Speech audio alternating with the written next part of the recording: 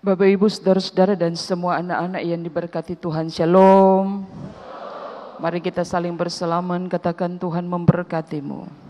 Dan katakan kenosis, pengosongan diri. Hidup bersama dengan orang lain itu juga rawan gesekan. Kita tidak beromong salah. Kita beromong orang bisa tersinggung. Kita senyum ju bilang ada sindir. Kita tidak senyum ju bilang kita bermasalah. Hidup dengan orang lain itu rawan gesekan. Karena itu Papa Mama, ada orang-orang tertentu yang bangun dia punya rumah itu di hutan terpencil. Dia hidup dengan kodesa. Dia hidup dengan ayam hutan. Dia hidup dengan tikus-tikus. Karena bagi dia, hidup dengan orang lain itu rawan gesekan. Tapi itu juga tidak betul, saudara. Filipi hampir mengalami itu. Ketika Rasul Paulus dia dengar ini jemaat dulu, dia tumbuh karena kasih. Filipi itu tumbuh karena ada sebuah persekutuan yang saling memeluk. Filipi itu tumbuh dari kasih yang tulus, bukan kasih yang pura-pura. Karena itu jemaat ini tercipta dengan begitu baik. Mereka kuat dalam cerita ingatan seorang Rasul Paulus. Tapi ada waktu Rasul Paulus bilang gini, ternyata itu persekutuan sementara sedang ada di puncak kekhawatiran. Ada sesuatu yang sementara sedang membayangi mereka. Kalau persekutuan mereka diikat karena kasih, dibesarkan karena kasih, dilahirkan juga karena kasih. Maka ketika sudah mulai masuk kepentingan diri, ambisi pribadi, semua bentuk hal yang bermuara pada kepentingan saya bukan kepentingan kita, maka persekutuan yang berdasar pada kasih itu mulai goyah, saudara. Karena itu Rasul Paulus dia tulis kepada jemaat di kota Filipi, dia bilang kamu sadar dulu, potensi konflik sudah ada di ambang pintu. Potensi konflik yang bermuara pada perpecahan itu bahaya.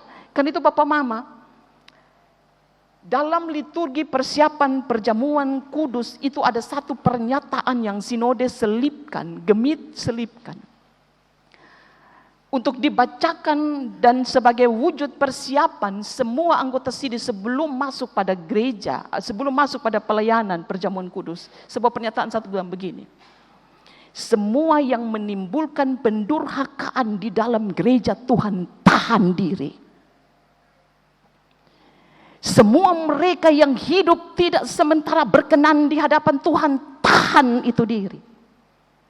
Walau terkadang kita juga masuk.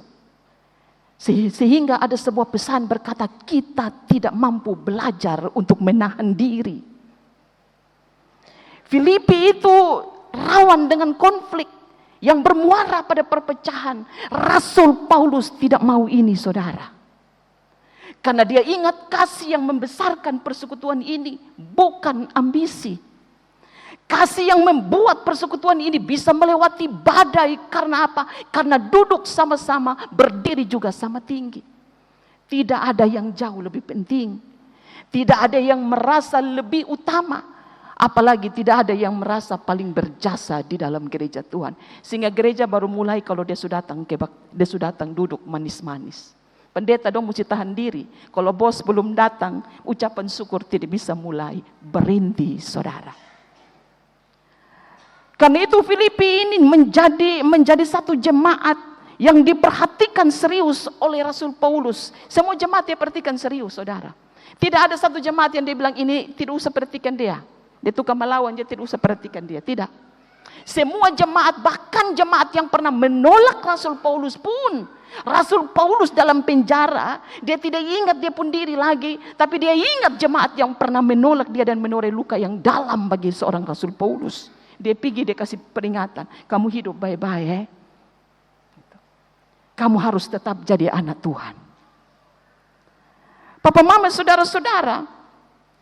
Ketika semua peluang sementara sedang ada perpecahan karena ambisi pribadi. Karena tidak adanya kerendahan hati dalam hidup jemaat karena gaya kehidupan kekaisaran Romawi. Akhirnya pelan-pelan mempengaruhi kehidupan persekutuan dalam jemaat di kota Filipi. Karena itu Rasul Paulus itu bawa berita kenosis, saudara. Pengosongan diri yang dilakukan oleh Kristus supaya mereka mematuhinya. Tapi kalau kau perhatikan, Rasul Paulus tidak sementara sedang omong tentang sebuah doktrin. Kenosis, pengosongan diri, Kristus yang anak Allah turun sampai pada jalan yang mematikan hanya untuk menyelamatkan manusia. Tapi kemudian dia dimuliakan. Ini bukan hanya sekedar doktrin. Tapi Rasul Paulus ini bicara tentang kerendahan hati yang harus jadi gaya hidup. Jadi orang rendah hati itu, papa mama, dia bukan karena ada dia mau, tiba-tiba dia rendah hati, besok angin puting beliung. Soroja panggil dia banyak. Rasul Paulus mau bilang kepada jemaat di kota Filipi itu harus jadi pola hidup. Karena itu semuanya harus bermuara pada apa yang pernah Yesus lakukan lewat peristiwa kenosis. Karena itu di ayat yang kelima dia bilang, hendaklah kamu dalam hidupmu bersama menaruh pikiran dan perasaan yang terdapat juga di dalam Yesus Kristus. Itu Rasul Paulus mau bilang begini, kamu mau buat apa itu lihat salib, lihat Kristus. Kamu mau omong apa itu lihat Kristus. Kamu mau buat apa itu lihat Kristus. Jangan lihat dirimu, karena ketika kita berorientasi kepada diri kita, maka kita sulit untuk melihat orang lain, saudara. Ada banyak hal yang memicu persoalan-persoalan. Karena kita, saudara dan saya terlalu banyak melihat diri ini. Kita juga penting urus diri, saudara. Kita juga penting lihat kita punya hak diri. Kita juga menjadi penting kita membela kita punya hak. Karena itu orang selalu bilang begini, Mama Pendeta, siapa lagi yang bisa membela kita punya hak kalau bukan kita sendiri? Itu benar, saudara.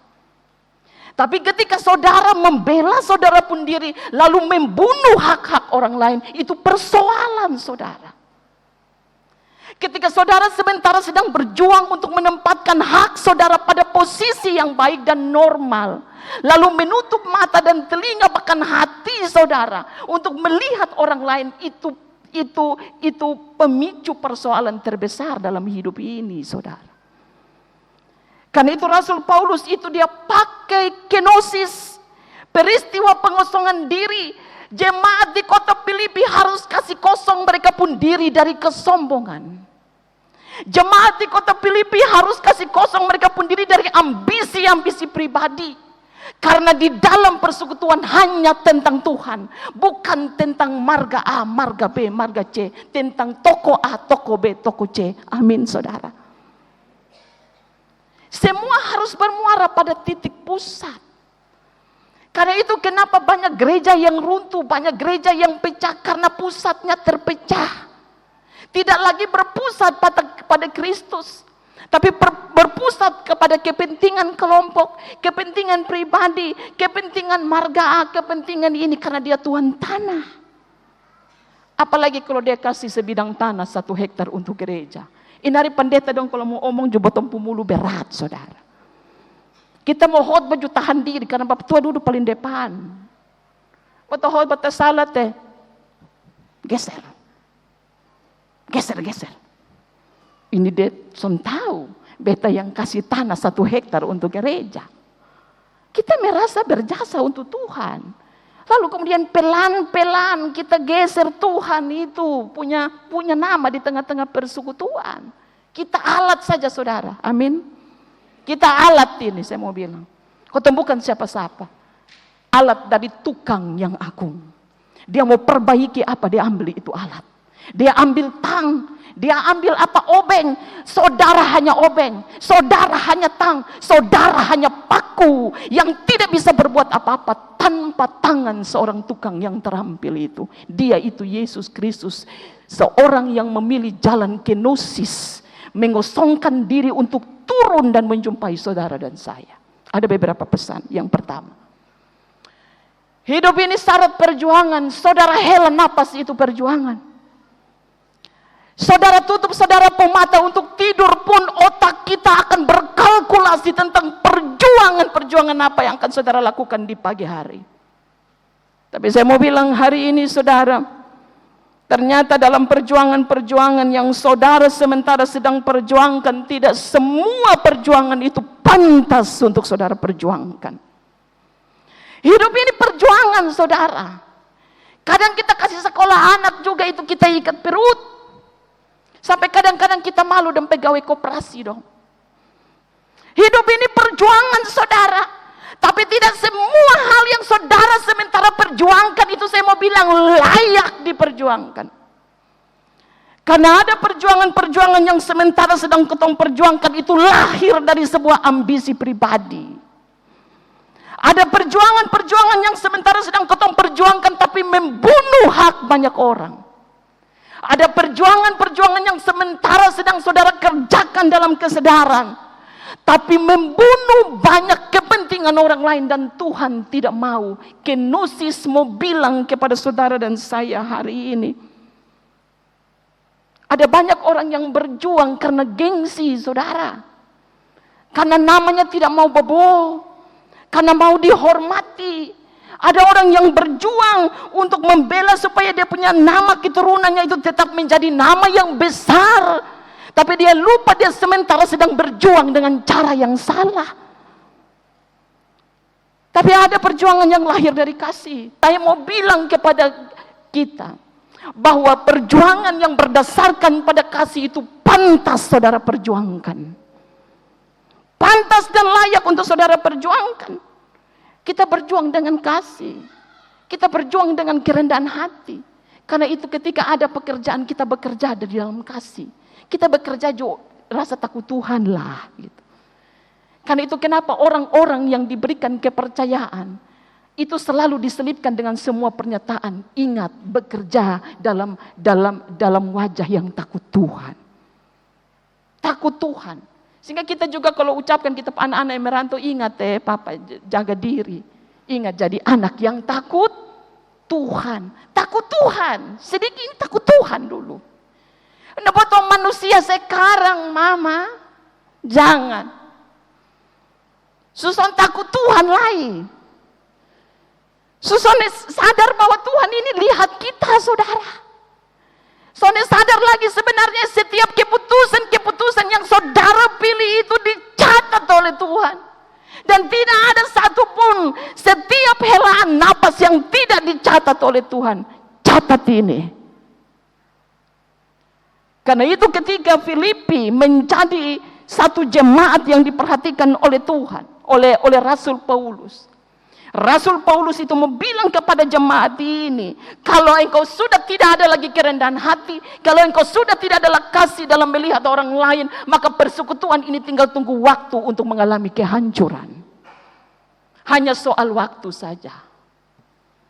Seperti bom yang akan meledak kelak, yang tidak tahu kapan harus dia meledak. Persekutuan tanpa kasih itu kering, saudara. Kita bisa duduk satu baris. Tapi kalau kasih itu tidak ada, kering saudara. Kita bisa bersay hello, duduk kumpul keluarga, catat buku. Tapi kalau kita sudah tidak ada kasih saudara, kering itu.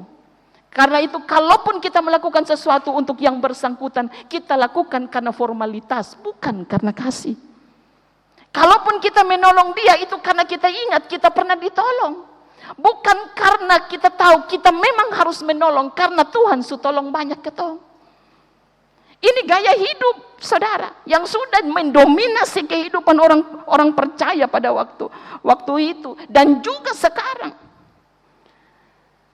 Dalam terang kenosis, Rasul Paulus mengajak jemaat di kota Filipi untuk membedakan manakah perjuangan yang bernilai layak dan manakah perjuangan yang tidak layak untuk diperjuangkan. Banyak orang yang berjuang untuk hidup, tapi berjuang dalam ketidakadilan. Tadi malam saya baca satu status seorang ibu di Kota Kupang. Dia tulis dalam begini, saya pergi beli daging babi 5 kilo. Terus sampai di rumah nih beta pu hati ke geli-geli. Hati geli-geli begini, beta mesti timbang ulang. Ternyata pas timbang begini tidak sampai 5 kilo. Dia kurang itu 1 kilo, hanya 4 kilo, walau dibayar 5 kilo. Lalu dia tulis di bawah, dia bilang begini, hai penipu, Tuhan akan memberkatimu. Tapi setiap pekerjaan yang didasari dengan tipuan tidak akan jadi berkat untuk anak-anak dan cucu-cucumu. Dia tutup itu dengan berkata, haleluya. Saya mau bilang, ini pernyataan, ini kisah Jo. Bisa jadi kita pernah alami, tapi jangan sampai. Bisa jadi juga papa mama dan saya pernah lakukan itu. Bisa jadi kita juga pernah lakukan itu, saudara. Karena itu kalau kita periksa di Kota Kupang, ada banyak toko-toko yang tidak lagi menerima permintaan untuk pembuatan nota. Dia tidak mau. Belanja di situ sesuai dengan jumlah dia terima. Tapi yang tidak tuh dia tidak terima. Ada beberapa toko yang sudah pasang satu plakat tulisan tidak menerima permintaan nota. Bahaya, saudara. Karena itu ketika saudara dan saya hidup, kita dunia bilang begini, mempertahankan hak supaya engkau jangan lapar. Dunia bilang begini, pertahankan hakmu supaya engkau jangan mati kering di tengah-tengah dunia yang ganas. Tapi kenosis bilang lepaskan hakmu kalau bukan menjadi hakmu. Kenosis dia bilang begini, pertahankan, dunia bilang pertahankan hakmu sampai darah bercucur sampai penghabisan. Tapi kenosis bilang tidak, turun ke bawah, bukan naik ke atas. Karena itu Bapak Mama, nilai bukan soal kita menang atau kalah. Bukan. Ketika saudara sementara sedang bertarung, siapa yang menang, siapa yang kalah, tidak. Nilainya ada, siapa yang paling hidupnya diliputi dengan kerendahan hati. Nilainya ada di situ. Bukan siapa yang menang dalam pertarungan itu. Bukan siapa yang kalah dalam pertarungan itu.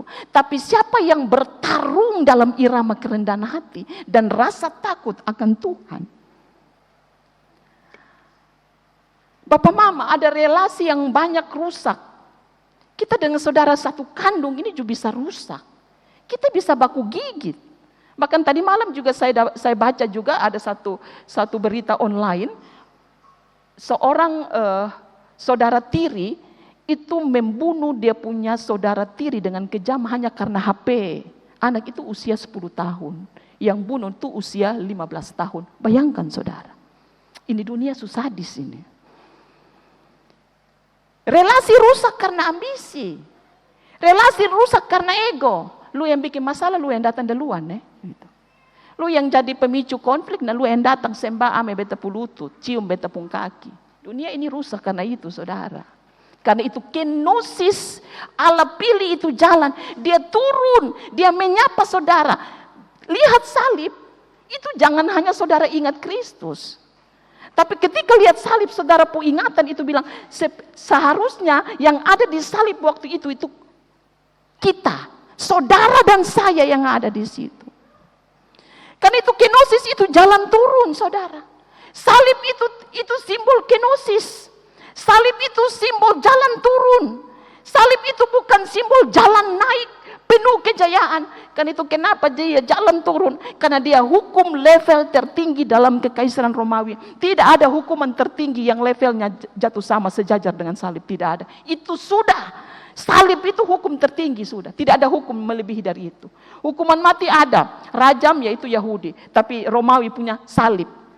Kadang juga kalau permintaan salib kepala terbawa. Di bawah begitu. Dibalik gitu. Ia tidak pertahankan hak. Kalau semua ini dunia rusak karena omong hak, saudara.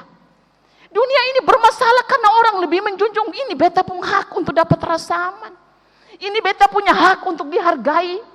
Ini beta punya hak untuk dihormati. Dunia ini rusak karena orang terlalu banyak omong tentang hak. Lalu dia lupa bahwa hidup ini bukan hanya tentang hak, tapi hidup ini juga tentang tanggung jawab. Yesus itu turun dalam peristiwa kenosis. Dia lepaskan dia punya atribut sebagai anak Allah. Bukan dia sementara sedang menyangkali, tidak. Tapi dia melepaskan. Dia melepaskan supaya dia merasakan Jalan turun itu merasakan apa yang seharusnya dirasakan oleh manusia. Karena itu seorang teolog Karl Barth bilang begini, kenosis itu adalah cara Allah mendekati manusia. Tidak ada cara lain.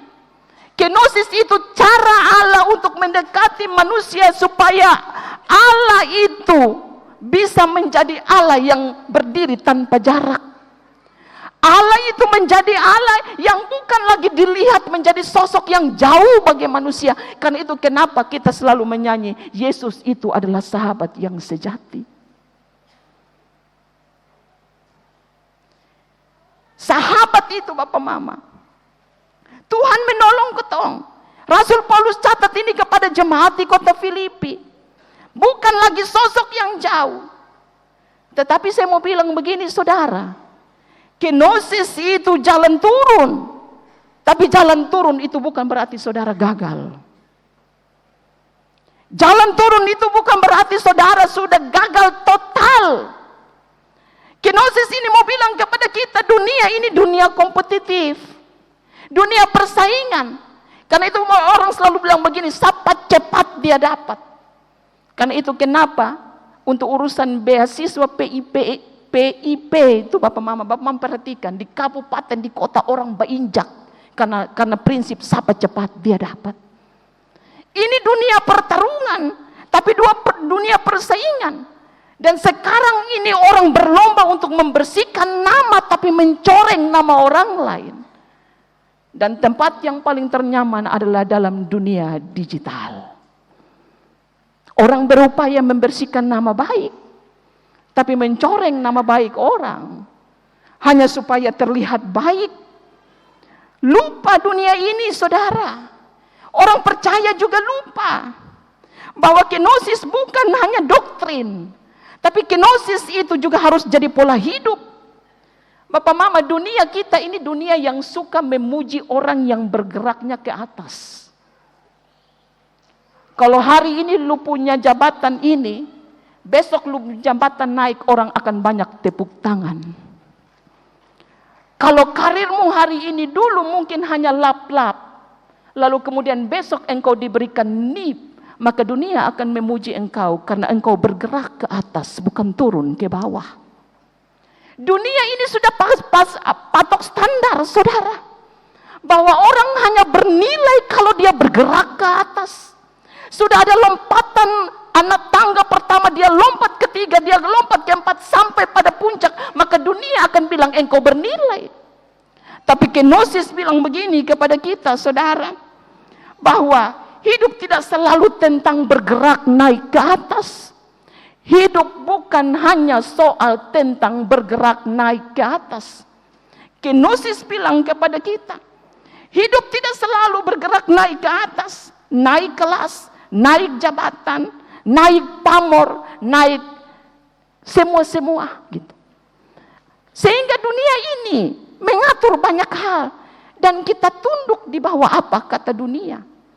Tapi justru kenosis bilang begini, ada jalan yang baik juga dan penting, dan jalan itu bukan tentang bergerak naik, tapi jalan itu bergerak justru turun ke bawah. Karena apa? Seringkali Tuhan pakai kita di jalan kenosis untuk membentuk kita supaya kita mengosongkan kita pun diri dari berbagai macam hal yang memberatkan perjalanan ini. Tuhan itu pilih turun. Karena itu kenosis sewaktu panggil saudara dan saya, dan tiap waktu panggil saudara, jangan hanya bergerak untuk naik, tapi bergeraklah untuk turun. Turun dari kesombonganmu, turun dari egomu, turun dari ambisimu, turun dari keangkuhanmu, turun dari kebiasaan merendahkan orang lain, turun dari membunuh karakter orang lain, turun kata kenosis. Karena di balik perjalanan kenosis itu yang tidak mengenakan, justru Tuhan mau memulihkan kita menjadi lebih baik. Turun itu tidak selalu jatuh, saudara. Naik itu tidak selalu hebat. Turun itu tidak selalu berarti kita jatuh. Karena terkadang turun menempatkan kita pada ruang yang paling jujur. Justru ketika dalam peristiwa kenosis, Saudara dan saya dibawa oleh Tuhan turun dalam kedalaman sebuah perjalanan hidup. Kita baru menemukan tentang siapa kita. Bukan dipergerakan kita menuju pada jalan bergerak ke atas. Tapi justru kita menemukan siapa kita, saudara. Ketika kita bergerak turun, kita kolaps, kita kehilangan daya, kita kehilangan kekuatan, kita turun sampai pada titik nadir terendah. Karena itu, berbahagialah orang yang pernah ada pada titik terendah. Saya selalu dalam banyak kesempatan, jangan kutuki titik rendah saudara. Jangan pernah menyesali titik terendah saudara. Jangan pernah membandingkan kenapa dia tidak punya titik terendah, tapi saya dibawa oleh Tuhan untuk sampai pada titik terendah. Karena titik terendah bagi dunia itu memalukan, tapi titik terendah bagi kenosis itu pembelajaran. Titik terendah dalam peristiwa kenosis itu menolong saudara dan saya untuk hidup, untuk rendah hati, untuk besar hati, untuk tidak sombong, untuk tidak hidup dalam keangkuhan yang tidak akan pernah saudara temukan ketika saudara bergerak naik. Kerendahan hati, kejujuran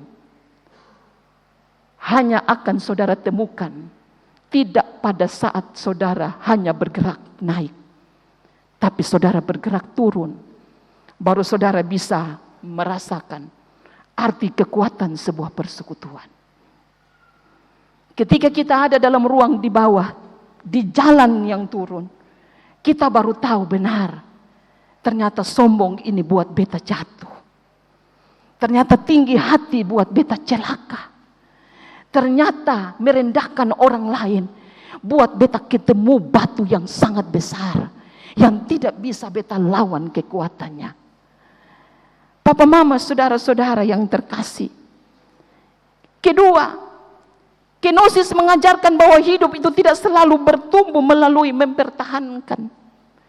Dia mengajarkan bahwa hidup kenosis ini mengajarkan bahwa hidup tidak selalu bertumbuh melalui mempertahankan.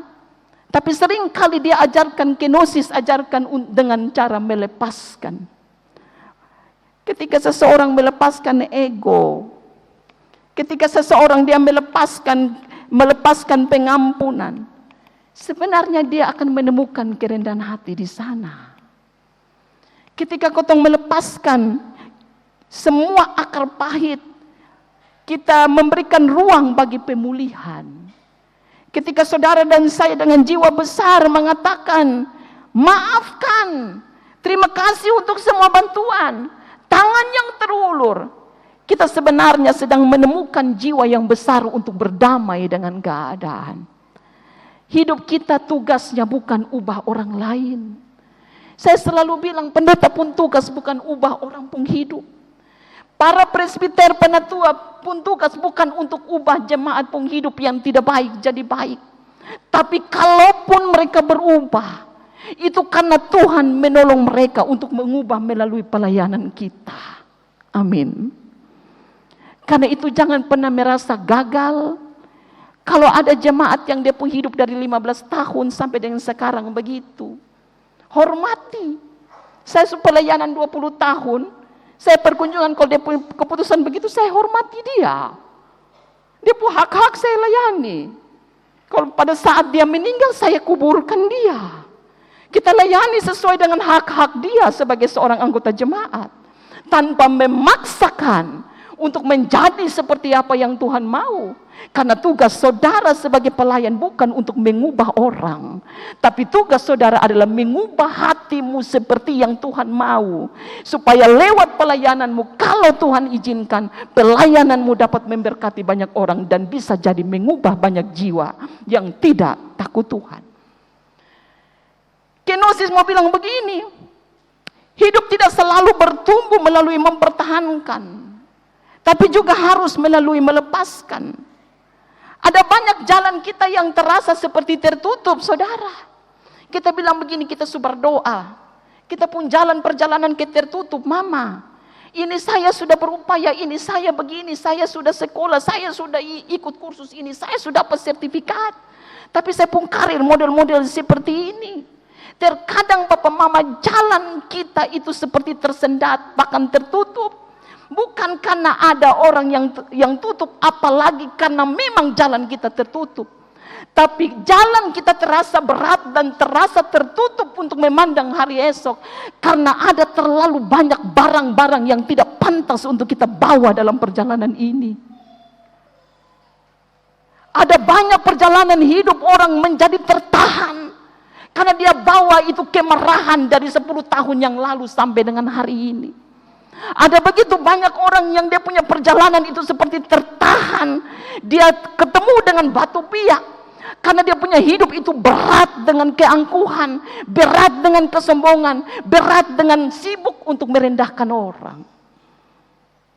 Karena itu, Kenosis bilang begini, kalau ada didapati hidup saudara yang tidak pantas untuk dibawa, lepaskan. Kalau ada perjalanan hidup yang saudara merasa tidak pantas untuk dibawa, kesombongan, ambisi, kepentingan pribadi, suka rendahkan orang, lepaskan. Kenosis bilang, lepaskan itu, jalan turun ke bawah. Karena setiap perjalanan hidup Papa Mama, kadang justru ketika tangan kita tidak lagi menggenggam terlalu erat untuk semua hal-hal yang tidak pantas, barulah kita akan disiapkan oleh Tuhan menerima hidup yang lebih baik. Orang kasih kue, kalau saudara pun tangan begini, bagaimana tanganmu bisa menerima itu kue, saudara? Lepaskan dulu yang ada di tangan itu. Apalagi yang engkau genggam itu tai yang busuk. Apalagi yang engkau genggam itu barang yang bau, lepaskan, Kenosis bilang. Dan buka kedua tangan saudara untuk menerima semua yang baik dan genggam itu sebagai sebuah perjuangan yang pantas untuk diperjuangkan.